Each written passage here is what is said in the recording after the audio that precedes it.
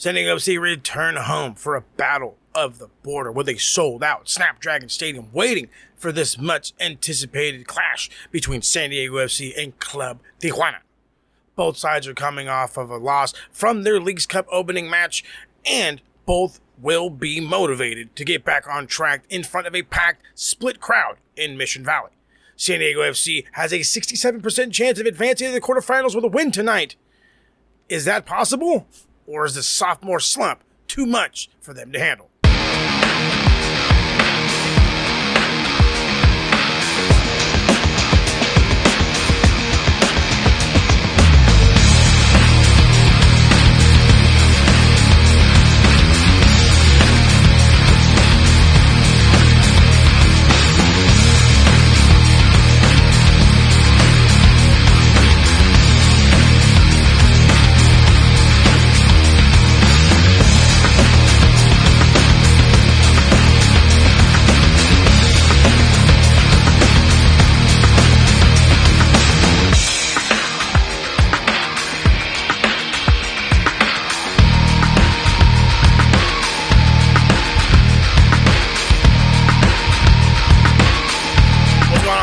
Mo of the Max Football Podcast, here to bring you guys a super last minute preview of the Leagues Cup match tonight against Lobos. Is it Lobos? I think it's Lobos. That's how I'm supposed to say it. I call them Club Tijuana. We are still reeling from the I wouldn't call it heartbreaking, but I guess reality setting loss in the Azteca against Club America in our open of the Leagues Cup. Again, we were hoping to go for the jugular, and it is what it is. Lost 3-0, down 3-0 at half, and if it wasn't for a Luca Bombino score, maybe we'd feel a little bit different, maybe a little bit worse about it. However, the result didn't change, and San Diego FC loses its fourth match, out of 5, by the way, in Mexico City. Currently sitting 13th in the West, having a record of 7 wins, 10 losses, and 6 draws. The boys are looking to even out those numbers with a win tonight. Now, granted, that's league numbers, but they're looking to average out this better overall production. Again, 67% chance of them advancing to the quarterfinals. All relies on them winning tonight. Let's get into it on the other side. They, and by they I mean Club Tijuana, are coming off of a loss themselves in their opener, 2-0 to Austin. They scored a goal, which ended up coming back for being offsides, which is very, very close of an offsides. And then they ended up getting a red card because you're not supposed to touch the referee. But that's not why I'm here. I'm actually here to talk about their undefeated streak that was 8 games gone, now snapped thanks to Austin FC. But Lord are sitting second right now in Liga MX, just under Club America. Both of them on 7 points. Both of them with 2 wins and a draw in their last 3 league matches. Club Tijuana, their biggest strength right now is their defense, having allowed just 1 goal in their last 3 matches. Now, again, there's one other massive factor of why they're good, and it's not their defense. It's the 17-year-old phenom, the Mexican hero, if you will, Gilberto Mora. Now, as much as you think about him as being an X factor, there is a silver lining here. San Diego FC has beaten Liga MX teams at home this season. And considering the fact that Club Tijuana has already lost to Austin at home in Austin, and we beat Austin at home 5-0, if you do the math and carry the 7, it's something that can be a little bit on that growing confidence factor for San Diego FC. You know, we know how to handle guys at home, hopefully, in a way where we can catch those 3 points, advance ourselves in this Leagues Cup, and hopefully make a run at what would be a much-needed piece of hardware for San Diego FC. So, let's get into the players some watch, and I got 3 that definitely need eyes on. And the first one we're going to go with is my man Manu Dua. Dua has, and I'm going to be blunt honest, has been a lackluster version of himself these last few games where he's just either out of place or out of sync. I can't really tell, but if you watched my last preview, appreciate you first and foremost, but I talked about Dua needing to improve, and he needs to improve his play fast. Again, did not really improve against America. He was forced to play a little bit different role, playing as like the center back and kind of being the anchor of the whole thing, and it just was not to his strengths. And I'm hoping that a change in game plan can allow him to go back to what he's best at, and we can see a much needed version of Dua, a bounce back match, if you will. You know, there's this old saying in football, he's due. And I really do think that Manu Dua is due for a proper outing against a proper side in a game that matters. Speaking about a game that matters and a guy that seems to come alive when it matters the most, Luca Bambino.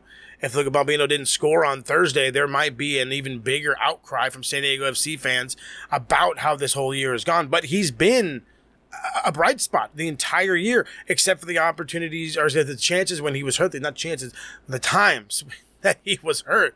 Apparently he's been dealing with some shin splints, and I couldn't imagine running for seconds, let alone 90 minutes with pain like that. But it looks like he's recovered well, and with that, he needs to be used. And by used, I mean he needs to be starting. He is a difference maker when it goes to the attack. He is brave going forward and a brave enough defender to get back and actually make challenges that matter, which is why I feel he should absolutely start today. Go back to our traditional setup with two fullbacks. Allow him to attack and defend while Thorhausen can do his thing on the opposite side. Something tells me adding center backs didn't help us, it hurt us. Now, if we played smarter with our team, maybe it would have been a difference. And one way we can do that is by starting this gentleman right here, and that is Annabelle Godoy, because what a difference that game looked when he was subbed on Thursday. Our midfield actually looked something. Now, granted, you could say Club America had already given up, had already thrown the towel in by then. Oh, here we go, throwing some academy players for you guys to mess around with. I get that. But still, the team as a whole looked better. He's not afraid to get dirty. He's a ball-winning midfielder. And as much as I love Tverskov and the way that he plays and how vital he seems to be for us, I feel like Godoy just has that little bit of extra. He has that little bit of going forward as well as defending and ball control, ball winning, the whole nine. And if you really want to be that cat, he's got something to prove. He's in his final year of his contracted deal. There's already been rumors and talks about the replacement of Annabelle Godoy. And I'm sure he wants to shut all that down. And one way to do that is by having a good outing here. So unless we go back to our double pivot where him and Jeppe Tverskov are on the pitch on the same time and they're working together, if it only can be one, it has to be Godoy over Tverskov for this game. That is my opinion. But let's get on the other side because there are some people to worry about on the other side. And we're going to talk about the obvious. It's the kid. He's not just a kid, but he is just a kid. I hate saying it like that, because I remember hearing 17 years old. I was a dork high schooler at Helix High School when I was 17 years old, you know what I mean? And this guy's killing it for his club and country. You know what I mean? The retrospects of life are something crazy, but he's garnered much, how can I put this, much deserved praise. He's being looked at as a national hero, and honestly, if I was a little kid living in Mexico and I loved football, Gilbert Mora is my guy. Like I want to be just like him, exactly where he goes and the whole everything. But I'm glamoring about him so much. Yes, he should be worried. He is their attacking midfielder. He plays as a 10. By playing as a 10, he's creative and he's crafty. They run it through him. And he's not afraid to make gambling passes. He's not afraid to rip one from 25 yards out with some serious accuracy nonetheless. But again, serious accuracy, serious ball control, serious ability. He's a baller through and through. That's nothing new. He should be on top of the game plan as far as who and what we should slow it down. So we get into the next one. Murad El Ghazoriani. I think I said that right. And if I didn't, then Google lied to me. Tijuana's top attacker right now, 2 goals against Tigres in their season opener. He's looking to add to his goal total at the expense of San Diego FC.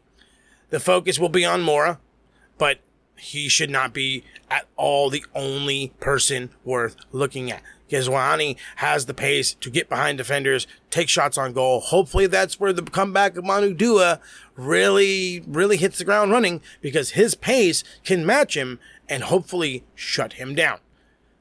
We go to the last one. We talked about goalkeepers in my last preview against Club America. Have to talk about another consistent goalkeeper here. Antonio Rodriguez is a veteran goalkeeper and one of Liga MX's most consistent over the past several years. He will press attackers, hoping to shut them down while in his box between the posts. He's good, but can be exploited. But he will be fighting tooth and nail to not let any in if he can help it. All right. Those are my guys. Let's hop into some keys to victory, and hopefully, again, somebody out there is listening. First and foremost, I'm going to say it nicely, fix the defense. Fix the defense, fix the defense. It should go without saying our defense is lacking. And now that it does not mean that we should be running a back three each and every game out, it means that we should be setting up our defensive tactics accordingly. If a team likes to play on the counter, sit back and control the game. Control that pace. Do not allow their counter to happen. If they want to press you like crazy, play fast. Do not attract attention to the final third by playing it out of the back and simply playing short. For this one, it's all about ball control, which is something we are extremely familiar with. Do not let them get going, and we have a better chance at being successful at the snap. They are a good counter-playing team, but they are not afraid to shoot from outside the 18-yard box. Having that ability to control the game will shut down their chances. We have the pace on the outside to win against them, and hopefully while defending.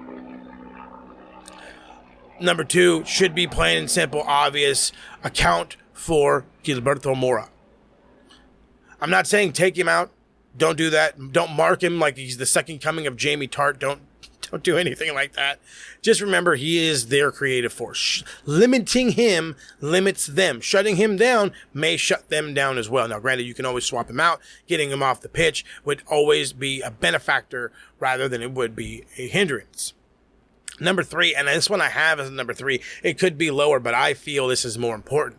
Be clinical in front of goal. Hitting the crossbar doesn't count as a goal. As cool as it may look, it does not win you games. And Varkston is the main culprit in this one. With Lewis, his outing seems to be like nobody up front really understands how to score.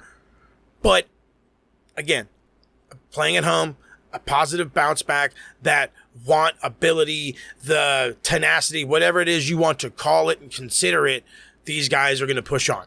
They're going to keep trying, and maybe, just maybe, all gets better. Again, when we score goals, we look dangerous. When we don't, we aren't dangerous. So let's get back to being that team we know we can be. That one kind of rolls into this next one, and that one is make home field advantage count. If the boys are up, the Frontera is up, and if the Frontera is up, the stadium is up. Meaning, score early, get us loud, get us crazy, get Snapdragon rocking. If San Diego FC can get those fireworks cracking early and often, we will be the 12th man. Maybe not to the level of Seattle, but I promise you, into one that might just shake Club Tijuana, just a little bit, like how we got shook against Club America. Like how I threw that in there. But I want to go positive. Positive is the key for this one. Positivity is a massive thing. So positive results from the front 3 is my number 5. Dreyer and Morgan looked pretty all right on Thursday, but that's literally it. Pretty all right doesn't cut it. Doesn't cut it. When you're getting goals from your fullbacks who are just so happy to be in the proper spot, because yes, they are playing as wingbacks, that does not mean that your front 3 can sit back and chill. Does not mean that your front 3 can't be there and be ruthless. So we need productivity, and with the right combination of the front 3, I feel we can get said productivity. Now, again, what's the combination? Is it going to be Morgan and Varkston and Dreyer? Is it going to be a Zomble, a Morgan through the middle, a Dreyer on the end, or maybe a Vasquez? Do we try Dreyer through the middle? What combination is going to work? Mike Varas talked about experimenting. Experiment with that, and then maybe we can take it back to the league. Those are it. Let's get into my final predictions. Both teams are looking to bounce back. San Diego, I feel, has a slight advantage due to the home field advantage and the recent road form of Club Tijuana. Their defense, Club Tijuana's defense, I should say, tells us that this game won't be easy. But I think the boys are up for a challenge, and I think that they will be a little more ruthless, or a lot more ruthless, preferably, than they were on Thursday. And hopefully that and better defense will add and build for something that we need, which is a W. We need it desperately, and I feel that with all of that added, I wouldn't call it stress, pressure. I'll We'll call it that. We'll call it pressure. We'll call it a much-needed win, because that's exactly it. You lose, and I guarantee you there is zero chance of continuing on in the Leagues Cup. With this one, at least you have an opportunity. So, San Diego will remain in the talks of going to the quarterfinals, as they will beat Club Tijuana 2-1. That's my prediction. Let's hope it comes true. Again, I apologize for this being super late. Hope you guys enjoyed anyway. Right around the corner will be my predicted starting 11. Make sure you guys check that out before the starting 11 actually drops. Drops about an hour before kickoff. So until then, I will catch y'all at Snap. We'll be loud and proud in the supporter section. Let's hope the boys can get the job done. Don't forget to like and subscribe before you're on out of here. Host Mo says adios to you. Vamonos. San Diego. Host Mo winning you from both sides. San Diego, New York, London. Let's rock! It's Max football. Yeah. Host Mo, San Diego. Got enough.